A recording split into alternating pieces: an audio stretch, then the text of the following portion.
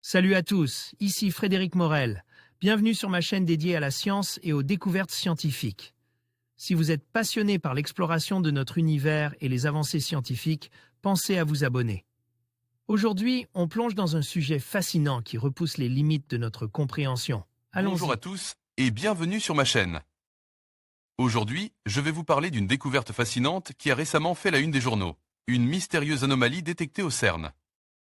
Cette anomalie pourrait-elle être le signe d'une nouvelle physique, remettant en question tout ce que nous savons sur l'univers?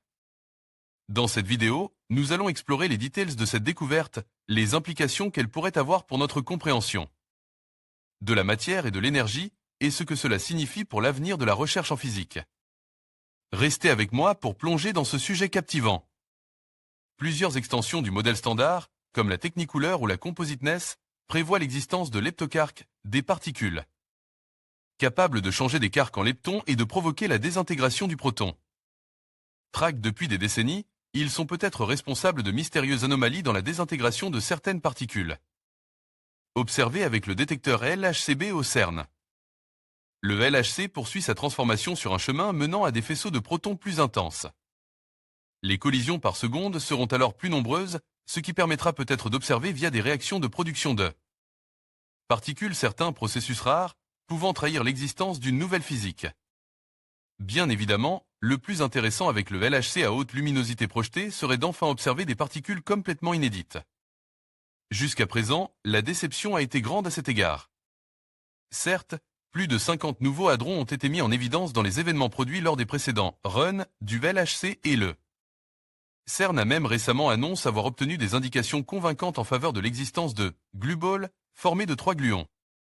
Mais il s'agit de particules et de résonance-résonance, comme disent les physiciens dans leur jargon, qui sont plus ou moins prédites par le modèle standard, en premier lieu par la théorie des interactions fortes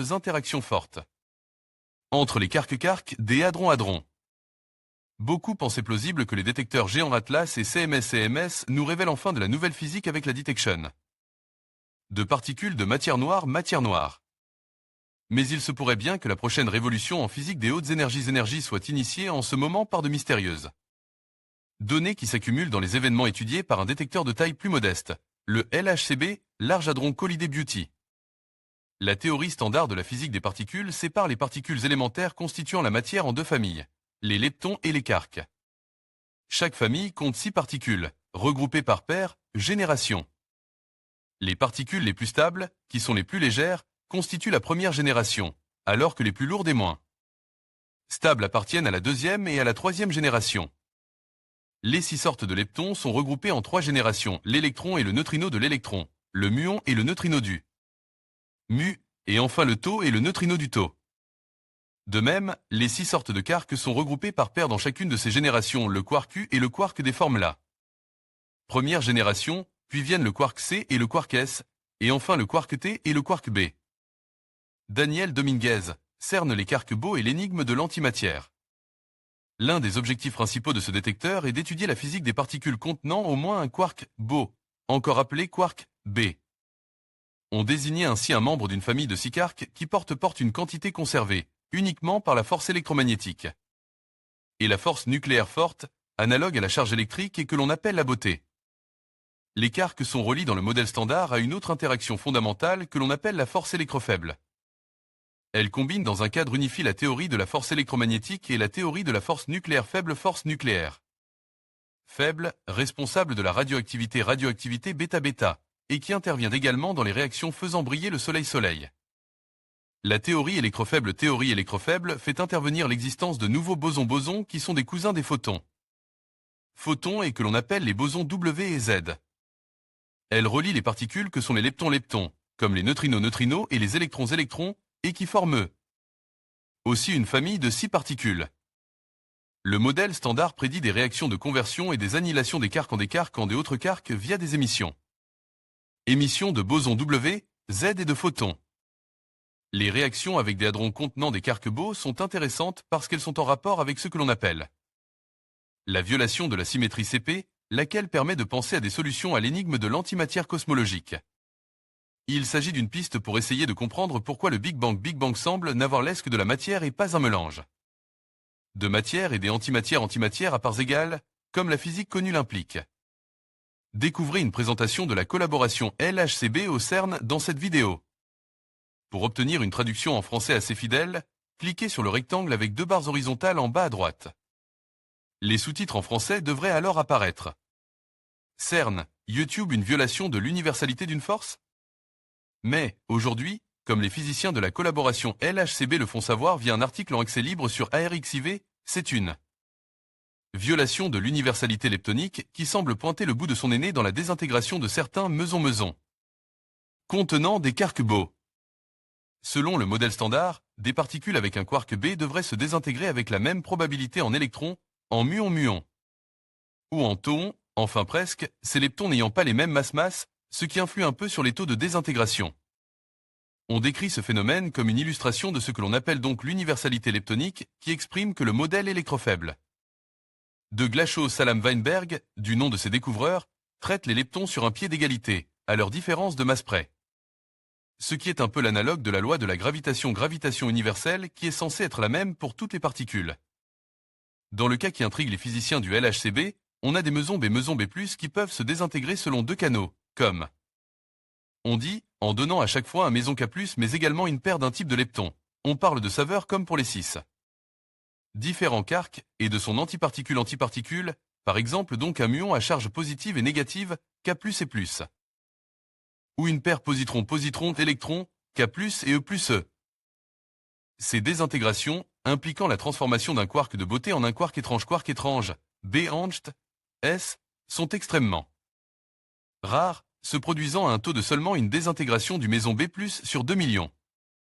Mais les physiciens ont fini par les mettre en évidence et surtout il semblait y avoir une violation des prédictions de la physique, connue à la hauteur de 3,1 sigma, ce qui en matière de probabilité signifie qu'il y a environ 0,1% de chance que l'effet soit dû au hasard.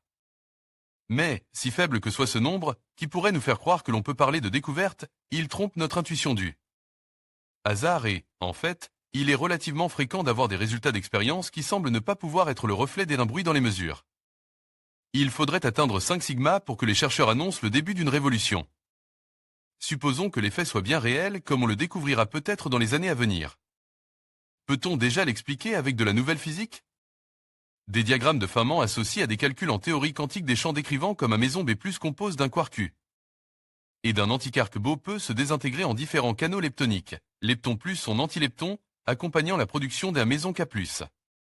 Le premier montre ce qui est attendu du modèle standard en physique des particules, le second montre la réaction avec un leptoquark. CERN et LHCb collaboration. La réponse est probablement oui. Nous serions alors peut-être sur le point de découvrir l'existence des leptoquarks. Des particules transmutant quark en leptons et vice-versa. Ces particules portent des sortes d'analogues des charges électriques associées au quark et au lepton. Techniquement, ce sont les nombres baryoniques et leptoniques qui se conservent lors des réactions connues entre particules. Cette propriété les autorise à transformer les premiers en les seconds et vice-versa. Ces leptoquarks apparaissent dans plusieurs théories proposées pour aller au-delà de la théorie standard. Par exemple, la théorie Technicolor et ses variantes supposent que le boson BeH est en fait un état composite de 2 particules liées par une nouvelle force, analogue à l'interaction nucléaire forte collant les quarks dans les hadrons, et en particulier dans les pions, aussi appelés mesons de Yukawa. Dans la même veine, la théorie de la compositeness et ses variantes postulent que tous les quarks et les leptons sont des particules composites formées de particules génériquement appelées des préons. Ces théories laissent penser que les leptoquarks sont lourds et doivent se manifester directement à des énergies au moins de l'ordre du TeV, 1000 fois la masse nécessaire pour créer un proton. Extrait d'un documentaire sur le prix Nobel de physique Abdus Salam. Pour obtenir une traduction en français assez fidèle, cliquez sur le rectangle blanc en bas à droite. Les sous-titres en anglais devraient alors apparaître. Cliquez ensuite sur l'écrou à droite du rectangle, puis sur « Sous-titres » et enfin sur « Traduire automatiquement ». Choisissez « Français ». Pilgrim Film, parmi les pionniers de ces théories, il faut mentionner Yogesh Pathi et Abdus Salam lorsqu'ils vont développer une théorie unifiant à la fois les quarks et leptons et les forces nucléaires fortes et électrofaibles au tout début des années 1970. Une seconde version naîtra à partir de 1975, faisant intervenir une structure composite pour les quarks et les leptons qui cessaient donc d'être des particules élémentaires. De nos jours, on connaît ces travaux sous le nom de modèle de Pathi-Salam. Ce qui est moins connu, c'est que le modèle de Paty-Salam inspire la plus célèbre des théories de grande unification, théorie de grande unification, GUT, celle de Georgi Glashow reposant sur le groupe de l'ISU 5. On doit aussi à Yogesh Paty le mot de préon pour des particules plus élémentaires que les quarks et les leptons et qu'ils constitueraient. C'est encore le modèle de Paty-Salam qui inspirera la plus célèbre des théories des préons, celle des richons de Harari. Une des conséquences observables du modèle de Paty-Salam est l'existence de bosons Z, et surtout donc des leptoquarks qui permettraient de mieux comprendre l'existence de trois familles de leptons et de quarks décrits par le modèle électrofaible et la fameuse matrice de Kobayashi-Maskawa. Les processus avec leptoquarks sont très rares et difficiles à mettre en évidence. Mais, comme ils pourraient conduire à une désintégration du proton, on cherche à la détecter. De fait, c'est initialement pour observer cette désintégration que l'on a construit l'ancêtre du détecteur, Super Kamiokande, qui a permis de résoudre l'énigme des neutrinos solaires.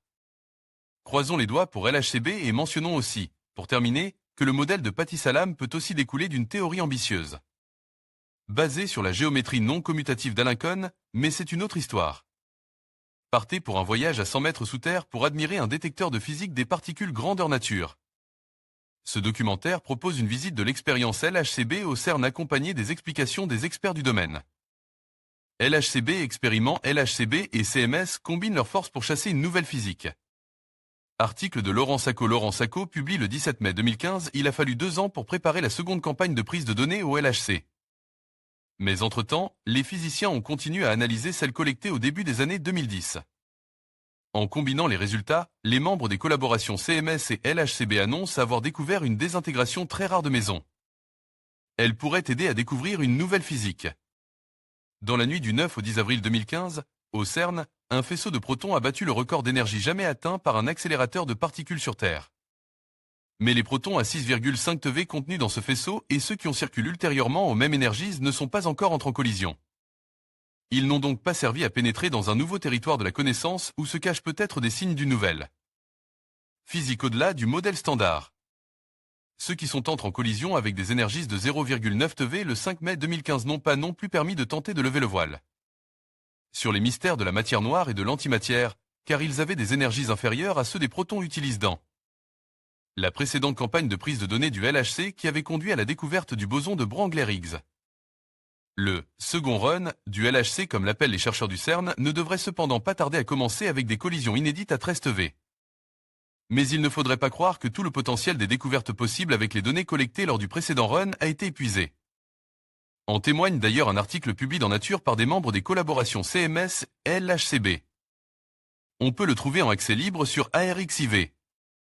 Les physiciens ayant depuis les informations fournies par ces deux détecteurs géants il y a plusieurs années, en 2011 et 2012+. Précisément, y affirment avoir observé quelques désintégrations de particules très rares prédites par le modèle standard, mais qui pouvaient trahir l'existence d'une nouvelle physique, comme celle de la supersymétrie.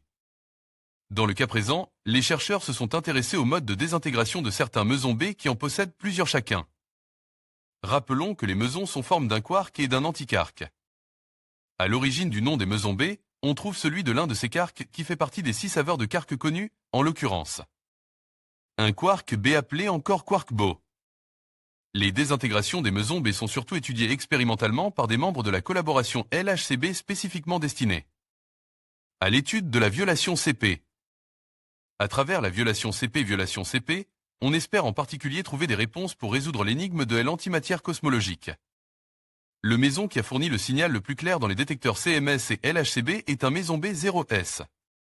Comme son symbole l'indique, sa charge électrique est neutre, 0, et il contient un quark S encore appelé quark étrange du fait qu'il possède un nombre quantique conserve analogue à la charge électrique, baptise l'étrangeté. Une désintégration de meson B avec 4 chances sur 1 milliard. Ce méson B0S possède 4 chances sur 1 milliard de se désintégrer en donnant 2 muons d'après les équations du modèle standard. En juillet 2013, les membres de CMS et LHCb avaient déjà fait état de façon indépendante des premières observations de ce canal de désintégration fort rare. Mais les données accumulées et surtout analysées à l'époque ne permettaient pas encore de parler d'une découverte.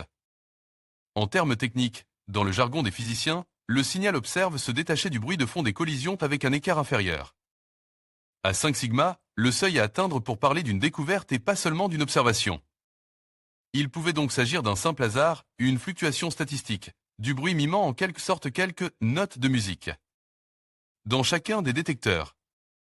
Nullement découragés, les physiciens avaient entrepris de combiner les mesures des deux détecteurs pour disposer d'une meilleure statistique comme ils disent. L'article de Nature fait maintenant état d'une véritable découverte, car le signal est maintenant de 6,2 sigma. Les chercheurs y font état aussi de la présence d'indices d'une désintégration similaire, mais encore plus rare, celle du B0, une particule cousine du B0S, en 2 muons. Pour le moment, les caractéristiques de ces désintégrations apparaissent encore comme parfaitement compatibles avec les prédictions du modèle standard, mais des bases ont été posées pour que le second run du LHC qui permettront peut-être de découvrir des effets fins qui lui échappent en liaison avec les désintégrations de ces mesons. Affaire à suivre avec la plus grande attention. En conclusion, la mystérieuse anomalie détectée au CERN suscite un intérêt considérable et pourrait bien ouvrir la voie à une nouvelle compréhension de la physique.